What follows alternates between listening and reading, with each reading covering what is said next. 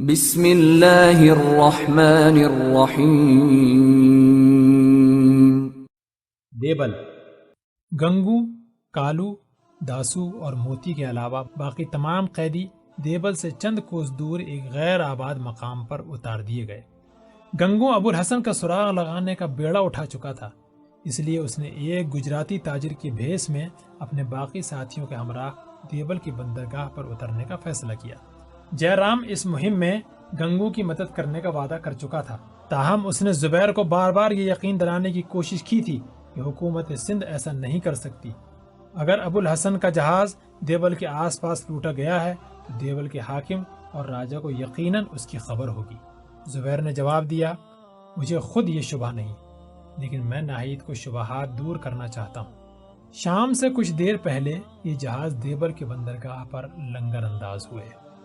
مایا دیوی نے تمام عرب عورتوں کو اپنے گھر لے جانے پر اصرار کیا۔ جے رام نے تمام ملاحوں کو دعوت دی، لیکن گنگو نے دلیپ سنگھ کے کان میں کچھ کہا اور اس نے جے رام کو مشورہ دیا، آپ کئی ماہ کے بعد دیبل واپس جا رہے ہیں، ممکن ہے آپ کی جائے قیام پر کسی اور کا قبضہ ہو۔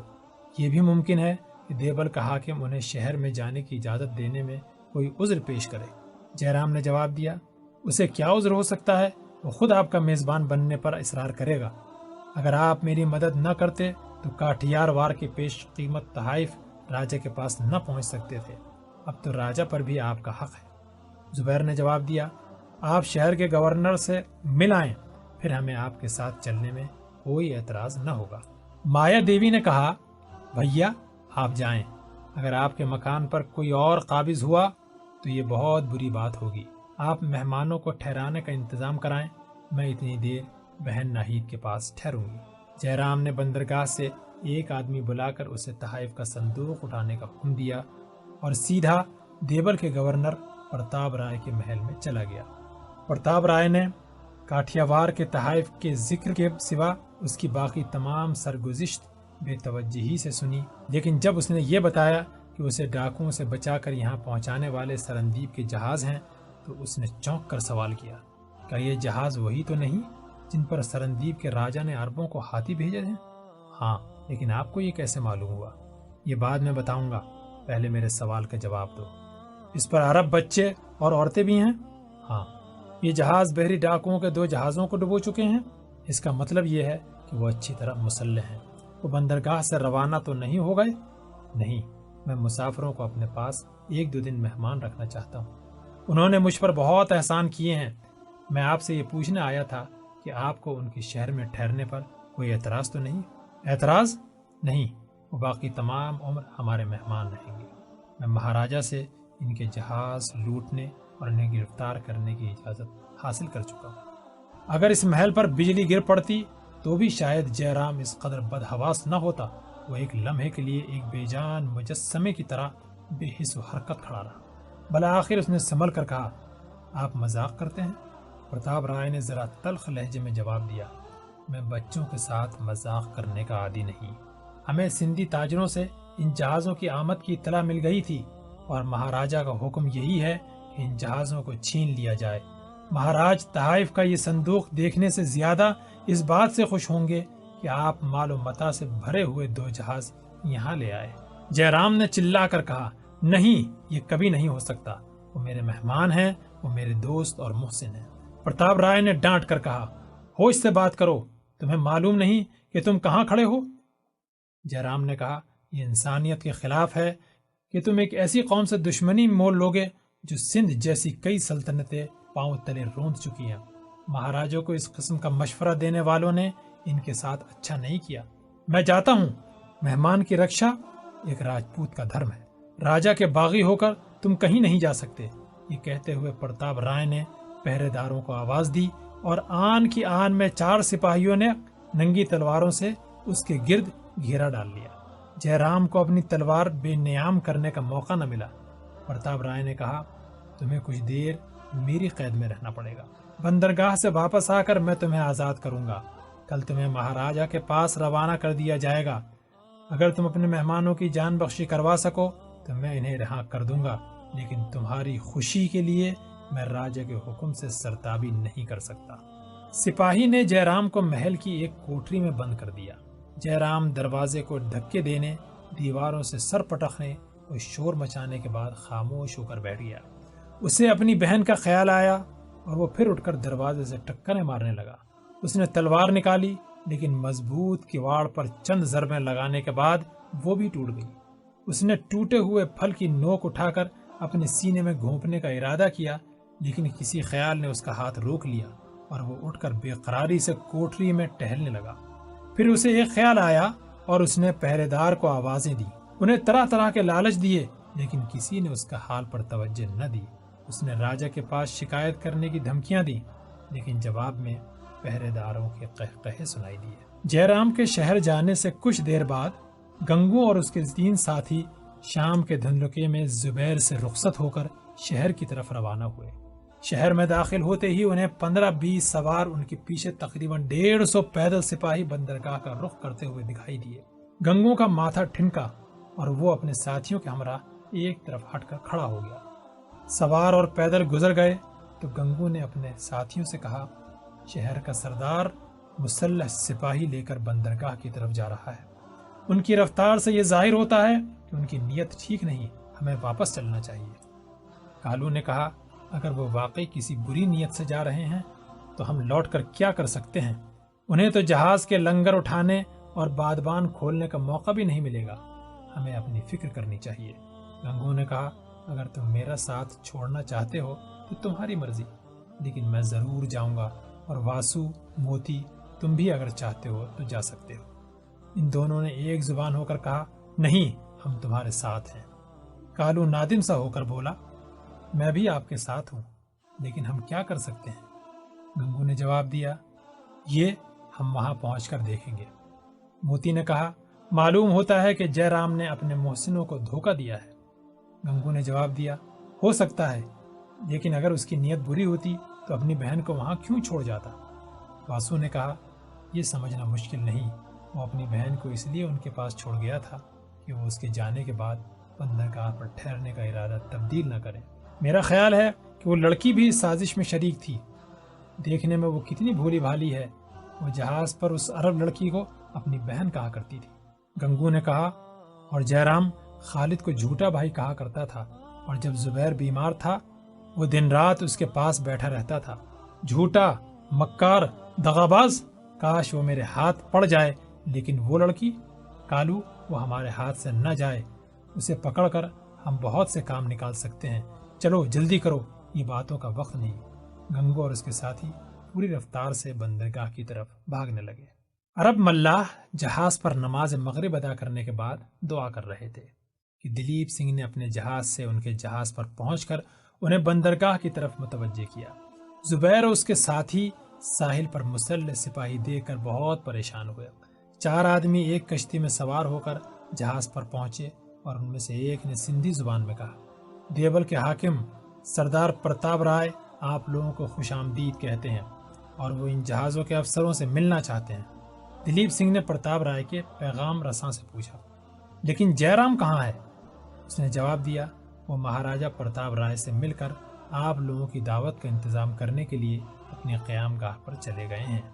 مہاراجا خود آپ کے استقبال کے لیے آئے ہیں۔ دلیپ سنگھ نے زبیر سے عربی میں کہا، یہ ضرور کوئی فریب ہے، لیکن ہمارے لیے جانے کے سوا کوئی چارہ نہیں۔ زبیر نے جواب دیا، میں خود حیران ہوں، لیکن دیبل کا حکمراں اتنے سپاہی ساتھ لے کر کیوں آیا ہے؟ لیکن مجھے جے رام سے فریب کی توقع نہیں، اس کی بہن اس جہاز پر ہے۔ ایلچی نے پھر پوچھا، میں مہاراج کے پاس کیا جواب لے کر جاؤں؟ زبیر نے کہا، ہم تمہارے ساتھ چلتے ہیں۔ زبیر اور دلیپ سنگھ کشتی میں سوار ہو کر ساحل پر پہنچے۔ دلیپ سنگھ پرتاپ رائے کے سامنے جھک کر ادب بجا لایا، لیکن زبیر کی گردن میں خم نہ آنے پر پرتاپ رائے نے کہا، تو تم عرب کے باشندے ہو، تم میں سے کسی کو بڑوں کا ادب کرنا نہیں آتا۔ دلیپ سنگھ نے جواب دیا، ان کے مذہب میں انسانوں کے آگے جھکنا پاپ ہے۔ پرتاپ رائے نے جواب دیا، ہمارے پاس رہ کر اسے انسانوں کے سامنے جھکنا بھی آ جائے گا۔ دلیپ سنگھ نے پوچھا، آپ کا مطلب؟ پرتاپ رائے نے جواب دیا، کچھ نہیں، تمہارے جہازوں پر کیا ہے؟ دلیپ سنگھ نے کہا، جے رام نے آپ کو سب کچھ بتا دیا ہوگا، آپ ہم سے کیوں پوچھتے ہیں؟ جے رام نے جو کچھ بتایا ہے اگر وہ صحیح ہے تو یہ جہاز یہاں سے نہیں جا سکتے۔ جہاز یہاں سے نہیں جا سکتے؟ وہ کیوں؟ یہ راجا کا حکم ہے۔ دلیپ سنگھ نے چاروں طرف دیکھا۔ زبیر اور اس کے گرد مسلح سپاہیوں کا گھیرا تنگ ہو چکا تھا۔ اس نے عربی زبان میں زبیر کو صورتحال سے آگاہ کیا اور زبیر کے سمجھانے پر وہ پرتاپ رائے سے مخاطب ہوا۔ یہ سندھ کے نادار ملاحوں کی کشتیاں نہیں جن پر آپ دست درازی کر سکیں، یہ عربوں کے جہاز ہیں۔ ان پر اس قوم کی بیٹیاں سوار ہیں جو سرکشوں اور باغیوں کے مقابلے میں آندھی کی طرح اٹھتی ہیں اور بادلوں کی طرح چھا جاتی ہیں، جو آسمان سے بجلیاں گرتی دیکھ کر نہیں ڈرتے، وہ ان تلواروں سے پناہ مانگتے ہیں۔ پرتاپ رائے نے غضبناک ہو کر تلوار نکال لی۔ دلیپ سنگھ اور زبیر نے تلوار کھینچنے کی کوشش کی، لیکن کئی ننگی تلواریں اور چمکتے ہوئے نیزوں نے ان کے ہاتھ روک لیے۔ پرتاپ رائے نے کہا، تم سندھی معلوم ہوتے ہو، لیکن تمہاری رگوں میں کسی بزدل غدار اور کمینے آدمی کا خون ہے۔ دلیپ سنگھ نے جواب دیا، دنیا میں سب سے بڑی غداری اور کمینگی اپنے مہمان کو دھوکہ دینا ہے، اور مجھے یہ کہنے میں باک نہیں کہ تم… دلیپ سنگھ کا فقرہ پورا نہ ہوا تھا کہ پرتاپ رائے کی تلوار کی نوک اس کے سینے میں اتر گئی اور وہ تیورا کر زمین پر گر پڑا۔ زبیر نے جھک کر اسے ہاتھ کا سہارا دیا۔ اس نے ایک جھرجھری لے کر زبیر کی طرف دیکھا اور کہا، زبیر، تمہارے ساتھ میرا سفر ختم ہوا۔ میں دل پر ایک بھاری بوجھ لے کر جا رہا ہوں۔ میں جہالت کی گود میں پلا، ابو الحسن نے مجھے انسان بنایا، اور تم نے میرے دل میں اسلام کے لیے ایک طلب پیدا کی، لیکن نہ معلوم کیوں میں اب تک اپنے ضمیر کی آواز بلند کرنے سے جھجکتا رہا۔ میں لوگوں کی نظروں سے چھپ چھپ کر نمازیں پڑھ چکا ہوں، روزے رکھ چکا ہوں، لیکن اپنے مسلمان ہونے کا اعلان کرنے سے جھجکتا رہا۔ اب میں ارادہ کر رہا تھا کہ بصرہ پہنچ کر مسلمان ہونے کا اعلان کروں گا، لیکن خدا کو یہ منظور نہ تھا۔ مجھے ناہید کا افسوس ہے، خدا اسے بے رحم دشمنوں کے ہاتھوں سے بچائے۔ میرے دوست، مجھے بھول نہ جانا، میرے لیے دعا کرنا۔ دلیپ سنگھ نے پھر ایک جھرجھری لے کر آنکھیں بند کر لی۔ چند بار کلمہ توحید دہرایا۔ اس کی آواز خفیف اور مدھم ہو گئی۔ ہونٹ کپ کپائے، بھینچے اور ایک دوسرے سے علیحدہ ہو گئے۔ بصرہ کے مسافر کی پتھرائی ہوئی آنکھیں کسی ایسی منظر کو دیکھ رہی تھی جس کے مسافر واپس نہیں آتے۔ دلیپ سنگھ دائمی نیند کی گود میں جا چکا تھا۔ زبیر نے انا للہ و انا الیہ راجعون کہا اور دلیپ سنگھ کا سر زمین پر رکھ کر حقارت سے پرتاپ رائے کی طرف دیکھنے لگا۔ سپاہی کشتیوں پہ سوار ہو کر تیر برساتے ہوئے جہازوں کا رخ کر رہے تھے، اور جہازوں سے تیروں کا جواب تیروں میں آ رہا تھا۔ زبیر کے لیے فرار کی تمام راہیں بند تھیں۔ پرتاپ رائے کے اشارے سے 8-10 سپاہی اس پر پل پڑے اور اسے رسیوں سے جکڑ کر زمین پر ڈال دیا۔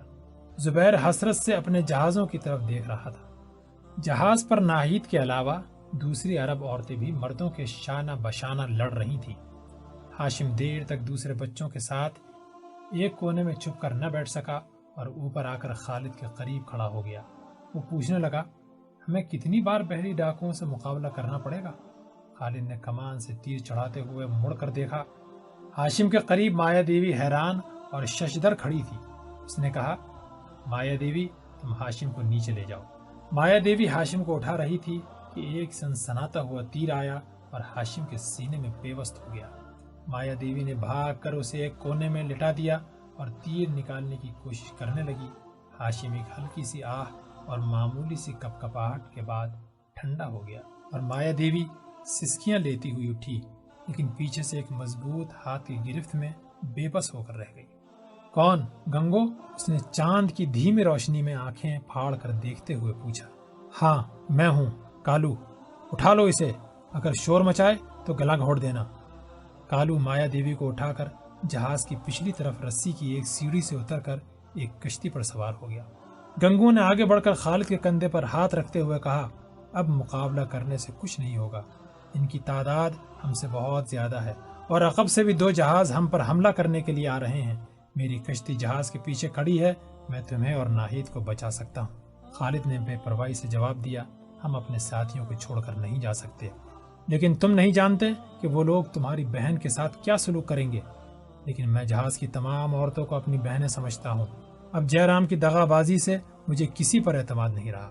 ایک تیر ناہید کو لگا اور وہ پسلی پر ہاتھ رکھ کر بیٹھ گئی۔ خالد نے آگے بڑھ کر اسے اٹھانے کی کوشش کی، لیکن اس نے کہا، میں ٹھیک ہوں خالد، تم میری فکر نہ کرو۔ خالد نے اس کے اصرار کے باوجود اسے اٹھا کر ہاشم کے قریب بٹھا دیا۔ ہاشم کی لاش دیکھ کر ناہید اپنا زخم بھول گئی۔ اس نے ہاشم کو جھنجھوڑا، آوازیں دی اور انتہائی کرب کی حالت میں بولی، ہاشم تم اوپر کیوں آئے؟ گنگو نے بے خبری کی حالت میں ناہید کی پسلی سے تیر نکال کر پھینک دیا اور واسو سے کہا، اسے اٹھا لو۔ واسو ناہید کو اٹھانے کے لیے جھکا، لیکن خالد نے آگے بڑھ کر اسے پیچھے ڈھکیل دیا اور کہا، تم، جے رام اور یہ سپاہی مختلف راستوں سے آئے تھے، لیکن تم سب کا مقصد ایک تھا۔ جاؤ، ہم تمہیں ایک دفعہ معاف کر چکے ہیں۔ گنگو نے کہا، بیٹا اگر باتوں کے لیے وقت ہوتا میں تمہارا شک دور کرنے کی کوشش کرتا، لیکن ہم پر دشمن کا گھیرا تنگ ہو رہا ہے، اور اگر ہم نے چند اور لمحات ضائع کر دیے تو بھاگنے کے تمام راستے بند ہو جائیں گے۔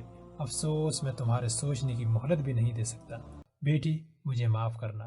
یہ کہتے ہوئے گنگو نے اچانک ایک چھوٹا سا ڈنڈا خالد کے سر پر دے مارا۔ خالد لڑکھڑایا، لیکن گنگو نے اٹھا کر اسے کندھے پر رکھ لیا۔ واسو نے ناہید کو اٹھا لیا اور گنگو نے موتی سے کہا، تم یہ کمانیں اٹھا لو، یہ ہمیں کام دیں گی۔ حملہ آور کمندے ڈال کر جہازوں پر سوار ہو رہے تھے اور تیروں کی لڑائی تلواروں کی لڑائی میں تبدیل ہو چکی تھی۔ اس ہنگامے میں کسی کو ناہید، خالد اور مایا دیوی کے اغوا کیے جانے کا پتہ نہ چلا۔ جب تک یہ لوگ کشتی پر سوار ہوئے، چند کشتیاں عقب سے بھی جہازوں کے قریب پہنچ چکی تھی۔ گنگو اور اس کے ساتھیوں نے سندھی زبان میں ہاؤ ہو کر کے حملہ آوروں کو شک نہ ہونے دیا اور بچتے بچاتے جہازوں سے ایک طرف نکل گئے۔ گنگو کے کہنے پر مایا دیوی نے اپنا دوپٹہ پھاڑ کر ناہید کے زخم پر پٹی باندھ دی۔ خالد کو اپنے ساتھ دیکھ کر اب اسے یہ بھی خیال نہ تھا کہ وہ کہاں جا رہی ہے۔ گنگو پانی سے کپڑا بھگو کر خالد کے ماتھے پر رکھ رہا تھا اور مایا دیوی کو وہ شخص جو چند لمحے بیشتر ایک بدترین دشمن کی صورت میں نمودار ہوا تھا، ایک غمگسار نظر آ رہا تھا۔ کشتی خطرے کی حد سے دور آ چکی تھی اور مایا گنگو سے ہم کلام نہ ہونے کے ارادہ کرنے کے باوجود بار بار یہ پوچھ رہی تھی، اسے زیادہ چوٹ تو نہیں آئی؟ یہ کیسے بے ہوش ہوا؟ ناہید انتہائی رنج و ملال کی وجہ سے کسی سے ہم کلام نہ ہوئی۔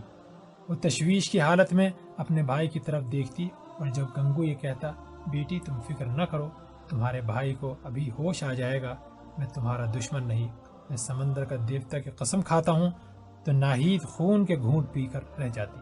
پھر وہ مایا دیوی سے مخاطب ہوا، مایا تم ایک راجپوت لڑکی ہو، راجپوت جھوٹی قسم نہیں کھاتے۔ میں تم سے پوچھتا ہوں، کیا تمہیں یہ شک تھا کہ تمہارا بھائی ان لوگوں کو دھوکہ دے گا؟ نہیں، میرا بھائی ایسا نہیں۔ میں بھگوان کی قسم کھاتی ہوں، اور اگر یہ ثابت ہو گیا تو میں کنویں میں چھلانگ لگا دوں گی، آگ میں جل جاؤں گی، اپنا گلا اپنے ہاتھ سے گھونٹ لوں گی۔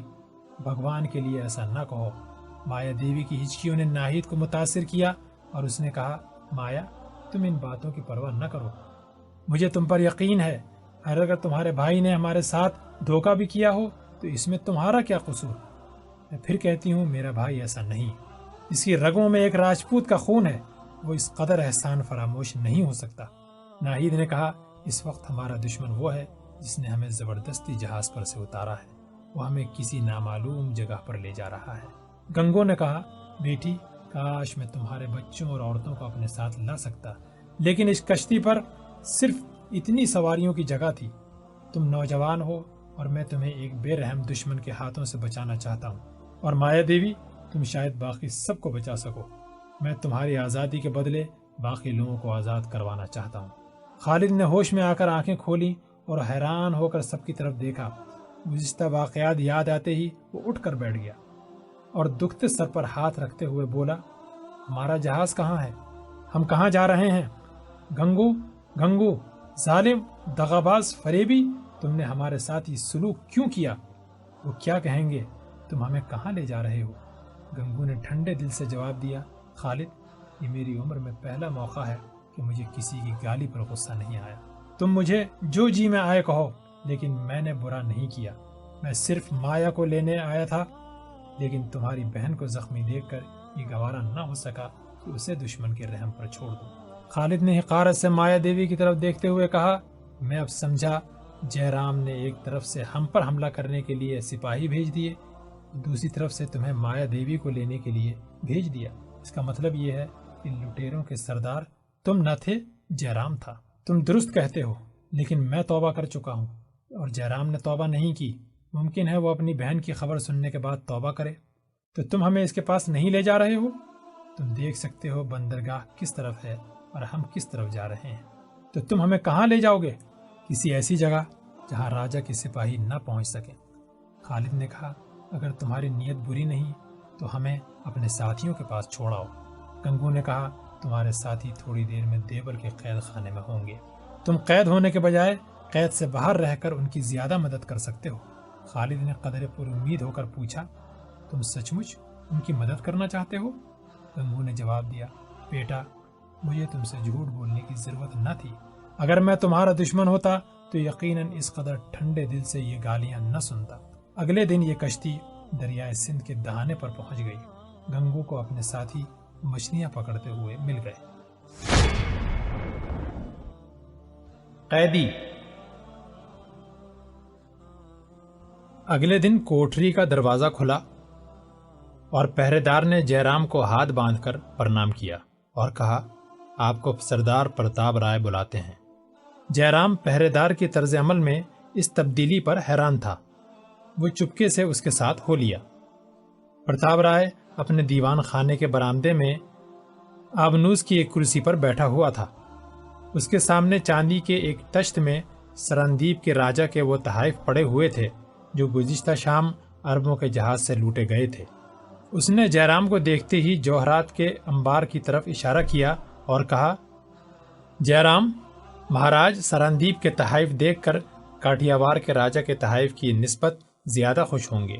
ان میں ایک ایک ہیرا تمہاری صندوق کے سارے مال سے زیادہ قیمتی ہے۔ جے رام نے اس پر قہر آلود نگاہ ڈالی اور اپنے ہونٹ کاٹنے لگا۔ پرتاپ رائے نے کہا، لیکن تمہارا چہرہ زرد اور تمہاری آنکھیں سرخ ہیں، معلوم ہوتا ہے تم رات بھر نہیں سوئے۔ کوٹری میں بہت گرمی ہوگی۔ بندرگاہ سے واپس آ کر مجھے تمہارا خیال نہ آیا، ورنہ تمہیں اتنی دیر وہاں رکھنے کی ضرورت نہ تھی۔ میں نے مہاراج کی خدمت میں ایلچی بھیج دیا ہے، چند دنوں تک قیدیوں کے متعلق ان کا حکم آ جائے گا۔ جے رام نے کہا، تو آپ نے انہیں قید کر لیا؟ ہاں، میں نے تمہیں کل بھی بتایا تھا کہ یہ راجا کا حکم ہے۔ آپ نے انہیں لڑ کر قید کیا یا میزبان بن کر؟ پرتاپ رائے نے جواب دیا، تم ابھی بچے ہو، لڑائی میں سب کچھ جائز ہے۔ میری بہن کہاں ہے؟ کون؟ میری بہن کہاں تھی؟ آپ مجھے بنانے کی کوشش نہ کریں۔ ایک راجپوت کی عزت پر ہاتھ ڈالنا اس قدر آسان نہیں ہے جس قدر آپ سمجھتے ہیں۔ میں پہلے آپ کے راجا کا ملازم تھا اور اب میں کاٹیاوار کے راجا کے سفیر کی حیثیت میں یہاں آیا ہوں۔ اگر آپ نے میری بہن کی طرف آنکھ اٹھا کر بھی دیکھا تو یاد رکھیے، میں کاٹیاوار سے لے کر راجپوتانہ تک آگ کی دیوار کھڑی کر دوں گا، اور مہاراج اپنے ہزاروں سپاہیوں کی جانیں ضائع کرنے کے بجائے دیبل کے ایک مغرور حاکم کو ہمارے حوالے کر دینا زیادہ مناسب سمجھیں گے۔ رہے عرب، وہ ہمارے مہمان تھے۔ مجھے افسوس ہے کہ وہ میری وجہ سے اس مصیبت میں مبتلا ہوئے۔ ممکن ہے ان کے متعلق میری پکار ہندوستان کے کسی گوشے میں نہ سنی جائے، لیکن ان کے بازو بہت لمبے ہیں، وہ جب چاہیں گے آپ کا گلا دبوچ لیں گے۔ پرتاپ رائے کو معلوم تھا کہ بعض اوقات راجا کے غلط احکام بجا لانے کے خمیازہ اہلکاروں کو بھگتنا پڑتا ہے۔ حاکم خطرے کے وقت اپنا قصور اہلکاروں کے سر تھوپ دیتے ہیں۔ عربوں کے متعلق وہ اپنے راجا کی طرح مطمئن تھا، لیکن وہ کاٹیاوار کے سفیر کی بہن کی ذمہ داری لینے کو تیار نہ تھا۔ اس نے کہا، جے رام، مجھے تمہاری بہن کے متعلق کوئی علم نہیں۔ آپ جھوٹ کہتے ہیں۔ میں اسے جہاز پر عرب عورتوں کے پاس چھوڑ آیا تھا۔ عورتیں تو جہاز پر تھیں، وہ سب ہماری قید میں ہیں۔ اگر تمہاری بہن ان میں ہے تو میں ابھی تمہارے ساتھ چل کر اس سے معافی مانگتا ہوں۔ چلو۔ بہن کو تلاش کرنے کی خواہش جے رام کے تمام ارادوں پر غالب آ گئی۔ وہ پرتاپ رائے کے ساتھ چل دیا۔ راستے میں اس نے پوچھا، عرب ملاحوں کے ساتھ آپ نے کیا سلوک کیا؟ پرتاپ رائے نے جواب دیا، وہ سب آخری وقت تک لڑتے رہے۔ عورتوں اور بچوں کے علاوہ ہم صرف 5 آدمیوں کو زندہ گرفتار کرنے میں کامیاب ہوئے۔ دوسرے جہاز پر سرندیپ کے ملاحوں نے معمولی مزاحمت کی، لیکن جلد ہی ہتھیار ڈال دیے۔ تو اس کا مطلب یہ ہے کہ آپ نے بیک وقت سرندیپ اور عرب کے خلاف اعلان جنگ کر دیا ہے۔ میں نے صرف راجا کے احکام کی تعمیل کی ہے۔ اور جب تک میں اس عہدے پر ہوں میں ایسے احکام کی تعمیل کرتا رہوں گا۔ میرے خط کے جواب میں راجا نے اگر تمہیں بلا بھیجا اور تم نے ان سے قیدیوں کو رہا کرانے کی اجازت حاصل کر لی تو مجھے خوشی ہوگی، میں خواہ مخواہ کی ذمہ داری سے بچ جاؤں گا۔ محل سے نکل کر چند قدم کے فاصلے پر جے رام اور پرتاپ رائے قید خانے کی 4 دیواریوں میں داخل ہوئے۔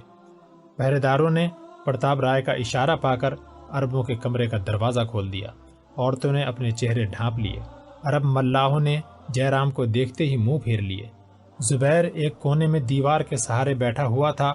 اس نے نفرت اور حقارت سے جے رام کی طرف دیکھا اور اپنے ساتھیوں کی طرح منہ پھیر لیا۔ جے رام نے پرتاپ رائے کی طرف دیکھا اور کہا، میری بہن یہاں نہیں، وہ کہاں ہے؟ پرتاپ رائے نے ایک پہرے دار کو آواز دے کر اندر بلایا اور اس سے پوچھا، کیا تمام عورتیں اسی کمرے میں ہیں یا سرندیپ کے ملاحوں کے کمرے میں بھی کوئی ہے؟ نہیں مہاراج، تمام عورتیں یہی ہیں۔ جے رام نے بدحواس سا ہو کر زبیر کی طرف دیکھا اور ٹوٹی پھوٹی عربی میں کہا، زبیر، میری طرف اس طرح نہ دیکھو، میں بے قصور ہوں۔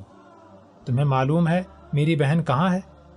زبیر کے منہ سے اچانک ایک بھوکے شیر کی گرج سے ملتی جلتی آواز نکلی، تم میری توقع سے کہیں زیادہ ذلیل ثابت ہوئے ہو۔ تم جھوٹ سے حقیقت پر پردے نہیں ڈال سکتے، لیکن یاد رکھو اگر ناہید کا بال بھی بیکا ہوا تو خدا کی زمین پر تمہیں کوئی ایسا خطہ نہیں ملے گا جو ہمارے انتقام سے پناہ دے سکے۔ ناہید کو اڑانے کے لیے تم نے اپنی بہن کو جہاز پر چھوڑا تھا، تمہاری تدبیر کامیاب تھی۔ تم نے اپنے اس حلیف کو ہمارے میزبان بنا کر بھیجا اور مجھے جہاز سے بلوا لیا اور خود پیچھے سے جہاز پر پہنچ کر نہ معلوم کس بہانے سے ناہید کو کہیں لے گئے۔ لیکن اگر صلح اور جنگ کے لیے تم لوگوں کے اصول یہی ہیں تو یاد رکھو کہ تمہارے راجا کے دن گنے جا چکے ہیں۔ پرتاپ رائے نے اچانک سپاہی کے ہاتھ سے کوڑا چھین کر زبیر کے منہ پر دے مارا اور دوسری ضرب کے لیے تیار تھا کہ جے رام نے آگے بڑھ کر اس کا ہاتھ پکڑ لیا۔ پرتاپ رائے نے ہاتھ چھڑانے کی کوشش کرتے ہوئے کہا، تم راجا کی توہین برداشت کر سکتے ہو، میں نہیں کر سکتا۔ جے رام نے کہا، میں تم سے آخری بار پوچھتا ہوں کہ میری بہن اور اس عرب لڑکی کو تم نے کہاں چھپایا ہے؟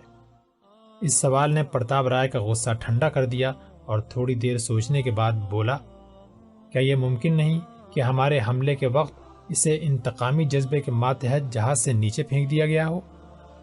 جے رام نے جواب دیا، یہ لوگ دشمنی میں شرافت کو ہاتھ سے نہیں جانے دیتے۔ میری بہن کے ساتھ عرب لڑکی کا غائب ہونا یہ ظاہر کرتا ہے کہ اس سازش کے تہ میں کسی تمہارے جیسے کمینے آدمی کا دماغ کام کر رہا ہے۔ زبیر نے پھر جے رام سے مخاطب ہو کر کہا، تم ان باتوں سے مجھے بیوقوف نہیں بنا سکتے۔ ناہید، خالد اور تمہاری بہن بیک وقت جہاز سے غائب ہوئے ہیں اور وہ یقیناً تمہارے قید میں ہیں۔ مجھے تم سے کسی نیکی کی توقع نہیں، لیکن ہم اتنا ضرور چاہتے ہیں کہ ہمیں سندھ کے راجا کے سامنے پیش کیا جائے اور جب تک وہ ہمارا فیصلہ نہیں کرتا ناہید اور خالد کو ہمارے ساتھ رکھا جائے۔ پرتاپ رائے نے چونک کر کہا، میں اب سمجھا جے رام، اگر ان لڑکیوں کے ساتھ جہاز پر سے کوئی آدمی بھی غائب ہوا ہے تو یہ معاملہ صاف ہے۔ کل رات بندرگاہ سے ایک سرکاری کشتی بھی غائب ہو گئی ہے، لیکن وہ زیادہ دور نہیں جا سکتے، تم میرے ساتھ آؤ۔ پرتاپ رائے اور جے رام قید خانے سے باہر نکل کر گھوڑوں پر سوار ہوئے اور انہیں سرپٹ دوڑاتے ہوئے بندرگاہ پر پہنچے۔ بندرگاہ کے پہرے داروں نے شام کے وقت کشتی غائب ہونے کے متعلق پرتاپ رائے کے بیان کی تصدیق کی اور مایا کے متعلق جے رام کی تشویش بڑھنے لگی۔ پرتاپ رائے نے چند کشتیاں اور جہاز شمال اور مغرب کے ساحل کے ساتھ ساتھ دیکھ بھال کے لیے روانہ کر دیے اور جے رام کو تسلی دی کہ وہ زیادہ دور نہیں جا سکتے۔ جے رام پرتاپ رائے کے ساتھ واپس شہر چلا آیا۔ سہ پہر تک اپنے مکان میں مایا کے متعلق کوئی خبر نہ پا کر اس نے بندرگاہ پر جانے کا ارادہ کیا، لیکن پرتاپ رائے کا سپاہی آیا اور اسے اپنے ساتھ اس کے محل کی طرف لے گیا۔ پرتاپ رائے کے محل کے بائیں باغ میں زبیر اور علی ناریل کے 2 درختوں کے ساتھ جکڑے ہوئے تھے۔ پرتاپ رائے، اس کے چند سپاہی اور 2 جلاد ہاتھ میں کوڑے لیے ان کے پاس کھڑے تھے۔ علی اور زبیر کی جھکی ہوئی گردنیں اور اریاں سینوں پر ضربوں کے نشانات یہ ظاہر کر رہے تھے کہ انہیں ناقابل برداشت جسمانی اذیت پہنچائی جا چکی ہے۔ ایک سپاہی نے جے رام کی آمد کی اطلاع دی اور پرتاپ رائے کا اشارہ پا کر جلاد زبیر اور علی پر کوڑے برسانے لگے۔ زبیر ایک چٹان کی طرح کھڑا تھا، لیکن علی کی قوت برداشت جواب دے چکی تھی اور کوڑے کی ہر ضرب کے ساتھ اس کے منہ سے چیخیں نکل رہی تھیں۔ باہر کے دروازے میں پاؤں رکھتے ہی علی کی چیخ پکار نے جے رام کو متوجہ کیا اور اس نے بھاگ کر دونوں جلادوں کو یکے بعد دیگرے پیچھے ڈھکیل دیا اور پرتاپ رائے کی طرف متوجہ ہو کر کہا، یہ ظلم ہے، یہ پاپ ہے۔ آپ نے مجھ سے وعدہ کیا تھا کہ آپ نے ان کا فیصلہ راجا پر چھوڑ دیا ہے۔ پرتاپ رائے نے علی کی طرف اشارہ کرتے ہوئے جواب دیا، یہ لڑکا سپاہیوں نے شہر سے تلاش کیا ہے۔ معلوم ہوتا ہے کہ تمہاری بہن کے ساتھ ہی جہاز پر سے روپوش ہوا تھا اور اس کے باقی ساتھی شہر کے آس پاس کہیں چھپے ہوئے ہیں۔ جے رام نے آگے بڑھ کر علی سے پوچھا، تم کہاں تھے؟ میری بہن کہاں ہے؟ علی نے سراپا التجا بن کر اس کی طرف دیکھا اور پھر گردن جھکا لی۔ جے رام نے کہا، اگر تمہیں مایا دیوی کے متعلق کچھ معلوم ہے تو بتا دو، میں تمہیں بچا سکتا ہوں۔ علی نے دوبارہ گردن اٹھائی اور چلا کر کہنا شروع کیا، مجھے معلوم نہیں، میں سچ کہتا ہوں، مجھے ان کے متعلق معلوم نہیں۔ میں نے جہاز پر سے کودنے سے پہلے انہیں تلاش کیا تھا، لیکن مجھے معلوم نہیں کہ وہ کیسے غائب ہوئے۔ جے رام نے پوچھا، تم شہر میں کیسے پہنچے؟ میں جہاز سے کود کر سمندر کے کنارے ایک کشتی میں چھپ گیا تھا۔ آج میں شہر پہنچا اور سپاہی مجھے پکڑ کر یہاں لے آئے۔ تم سب ظالم ہو، میں نے تمہارا کوئی قصور نہیں کیا۔ جے رام نے زبیر کی طرف دیکھا، لیکن حیرانی، غصہ، ندامت اور افسوس کے جذبات کے ہیجان میں وہ اس سے مخاطب ہونے کے لیے موزوں الفاظ تلاش نہ کر سکا۔ اس کی آنکھیں ایک بار اٹھیں اور جھک گئیں، ہونٹ کپکپائے اور ایک دوسرے سے پیوست ہو گئے۔ اس نے پرتاپ کی طرف متوجہ ہو کر کہا، آپ انہیں چھوڑ دیں، مجھے ان پر کوئی شبہ نہیں۔ پرتاپ رائے نے کہا، میں انہیں کیسے چھوڑ سکتا ہوں؟ اگر تمہاری بہن جہاز پر تھی تو ان کو یقیناً یہ علم ہوگا کہ وہ کہاں ہے۔ تم شاید اب تک مجھے مجرم خیال کرتے ہو، اور میں ان لوگوں کی زبان سے تمہیں یقین دلانا اپنا فرض سمجھتا ہوں کہ تمہاری بہن کو ان لوگوں نے چھپا رکھا ہے، اور اگر وہ زندہ نہیں تو انہوں نے جہاز پر حملہ ہونے سے پہلے اسے سمندر میں پھینک دیا ہوگا۔ اب یا انہیں اپنے جرم کا اقبال کرنا پڑے گا اور یا تم کو تسلیم کرنا پڑے گا کہ تمہاری بہن جہاز پر تھی ہی نہیں اور تم نے مجھے مرعوب کرنے کے لیے یہ بہانہ تلاش کیا ہے۔ پرتاپ رائے نے پھر جلادوں کو اشارہ کیا اور وہ زبیر اور علی پر پھر کوڑے برسانے لگے۔ جے رام چلایا، ٹھہرو ٹھہرو، یہ بے قصور ہیں، یہ ظلم ہے، انہیں چھوڑ دو۔ لیکن اس کی چیخ پکار بے اثر ثابت ہوئی۔ اس نے آگے بڑھ کر ایک جلاد کے منہ پر گھونسا رسید کیا، لیکن پرتاپ رائے کے اشارے سے چند سپاہیوں نے اسے پکڑ کر پیچھے ہٹا دیا۔ وہ سپاہیوں کی گرفت سے آزاد ہونے کے لیے جدوجہد کر رہا تھا۔ علی چیخیں مارنے کے بجائے نیم بے ہوشی کی حالت میں آہستہ آہستہ کراہ رہا تھا۔ زبیر ہر کوڑے کی ضرب کے بعد جے رام کی طرف دیکھتا اور پھر آنکھیں بند کر لیتا۔ بالآخر علی کے کراہنے کی آواز بند ہو گئی اور گردن اٹھانے اور آنکھیں کھولنے کے لیے زبیر کی طاقت بھی جواب دے گئی۔ پرتاپ رائے نے ایک سپاہی کو گرم لوہا لانے کا حکم دیا۔ جے رام پھر چلایا، پرتاپ تم ظالم ہو، کمینے ہو، مجھے جو سزا چاہو دے دو، لیکن ان پر رحم کرو۔ پرتاپ رائے نے گرج کر کہا، مجھے تمہاری بد زبانی کی پرواہ نہیں، میں تمہارا فیصلہ مہاراج پر چھوڑ دوں گا، لیکن اس وقت ان کی جان میرے قبضے میں ہے۔ میں ان کی آنکھیں نکال دوں گا، ان کی بوٹی نوچ ڈالوں گا۔ یہ ناممکن ہے کہ یہ زندہ بھی رہیں، اور تم مہاراج کے پاس جا کر اپنے بہن کے اغوا کیے جانے کی ذمہ داری بھی مجھ پر ڈال دو۔ اگر تمہاری بہن جہاز پر سے غائب ہوئی ہے تو میں ضرور اس کا پتہ لگاؤں گا۔ اس کے لیے اگر مجھے ان تمام بچوں اور عورتوں کے ساتھ یہی سلوک کرنا پڑا تو بھی دریغ نہیں کروں گا۔ سپاہی نے لوہے کی سلاخ پرتاپ رائے کے ہاتھ میں دے دی اور وہ زبیر کی طرف بڑھا۔ جے رام نے بلند آواز میں کہا، نہیں نہیں، ٹھہرو، میری بہن جہاز پر نہ تھی، میں اکیلا آیا تھا، میں فقط ان کی جان بچانا چاہتا تھا۔ پرتاپ رائے نے جواب دیا، لیکن مجھے کیوں کر یقین آئے کہ تم راجا کے سامنے ایسی کہانیاں بیان کر کے اسے میرے خلاف نہیں بھڑکاؤ گے۔ پرتاپ، میں وعدہ کرتا ہوں، ایک راجپوت کا وعدہ، مجھ پر اعتبار کرو۔ تمہیں یہ گواہی بھی دینی پڑے گی کہ جہاز پر سے کوئی بھی لڑکی غائب نہیں ہوئی ہے۔ اگر تم انہیں چھوڑ دو تو میں یہ وعدہ کرنے کے لیے بھی تیار ہوں۔ انہیں چھوڑنا نہ چھوڑنا راجا کا کام ہے، میں صرف یہ وعدہ کر سکتا ہوں کہ ان کے ساتھ آئندہ کوئی سختی نہیں کی جائے گی۔ تمہیں راجا کے سامنے یہی ماننا پڑے گا کہ تم نے ان لوگوں کو چھڑانے کی نیت سے مجھ پر دباؤ ڈالا اور اپنی بہن کو ایک بہانہ بنایا تھا۔ جے رام نے شکست خوردہ سا ہو کر جواب دیا، میں اس کے لیے بھی تیار ہوں۔ پرتاپ رائے نے لوہے کی سلاخ پھینکتے ہوئے کہا، تم نے مجھے خواہ مخواہ پریشان کیا۔ زبیر نے ہوش میں آ کر آنکھیں کھولی۔ وہ علی کے قریب قید خانے میں پڑا ہوا تھا۔ جے رام ٹھنڈے پانی کی بالٹی سے رومال بھگو کر اس کے زخموں پر ٹکور کر رہا تھا۔ ایک عورت علی کو ہوش میں لانے کی کوشش کر رہی تھی۔ زبیر ہوش میں آتے ہی اٹھ کر بیٹھ گیا۔ جے رام نے پانی کا کٹورا بھر کر اس کے ہونٹوں سے لگا دیا۔ زبیر کے دل میں ایک لمحے کے لیے پھر ایک بار غصہ اور حقارت کے جذبات بیدار ہوئے، لیکن جے رام کی آنکھوں میں آنسو دیکھ کر اس نے پانی کے چند گھونٹ پی لیے۔ جے رام نے فقط اتنا کہا، زبیر مجھے افسوس ہے، اور اس کی خوبصورت آنکھوں سے آنسو ٹپک پڑے۔ زبیر نے اپنے چہرے پر ایک مغموم مسکراہٹ لاتے ہوئے کہا، جے رام تم میرے لیے ایک معمہ ہو۔ تم نے دیبل کے حاکم سے ساز باز کر کے ہمیں اس حالت تک پہنچایا، اس کے بعد تم میرے لیے جلادوں سے نبرد آزما ہوئے، اب تم آنسو بھی بہا رہے ہو۔ آخر ان سب باتوں کا مطلب کیا ہے؟ جے رام کے ہونٹوں سے درد کی گہرائیوں میں ڈوبی ہوئی آواز نکلی، زبیر مجھ پر اعتبار کرو، میں تمہارا دوست ہوں، تم نے میری جان بچائی تھی، اور ایک راجپوت احسان فراموش نہیں ہو سکتا۔